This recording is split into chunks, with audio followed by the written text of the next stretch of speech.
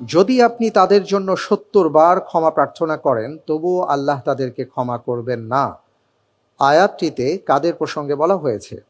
এ, মুশরিকদের, বি, দ্বীন ইসলাম ত্যাগকারীদের, সি, মুনাফিকদের, ডি, আল্লাহদ্রোহী কিতাব বিকৃতকারীদের।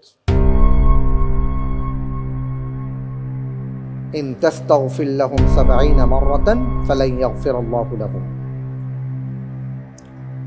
আলহামদুলিল্লাহ, আমি সঠিক উত্তর হিসেবে বেছে নিচ্ছি অপশন সি, মুনাফিকদের। অপশন সি, মুনাফিকদের লক করে দিব। জি। ফ্রিজ করে দেওয়া হোক সি, মুনাফিকদের।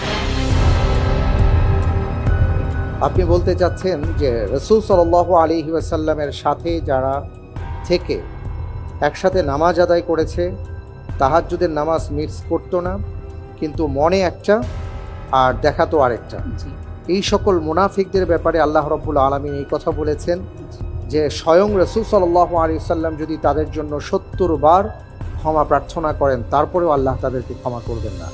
তারা ছিল মুনাফিক। জি। আব্দুল্লাহ বিন উবাই যখন মারা যায় তখন আল্লাহ সাল্লাল্লাহু আলাইহি ওয়াসাল্লাম তার জন্য ক্ষমা প্রার্থনা করতেছিলেন। ওমর রাদিয়াল্লাহু তাআলা বলতেছিলেন, কেন আপনি তাদের জন্য ক্ষমা প্রার্থনা করতেছেন? সে তো অমুক দিনে এরকম এরকম কাহিনী করেছে। তখন আল্লাহ সাল্লাল্লাহু আলাইহি ওয়াসাল্লাম বলেছেন, আমাকে এখনো নিষেধ করা হয়নি। অতঃপর এই আয়াতটি নাজিল হয়, ইস্তাগফির লাহুম আও লা তাস্তাগফির লাহুম। আপনি যেই কথাগুলো বললেন এবং যে কথার আলোকে সি অপশনটাকে পছন্দ করেছেন, আমিও লক করেছি। আমি দেখতে পাচ্ছি আপনার উত্তরটি সঠিক উত্তর।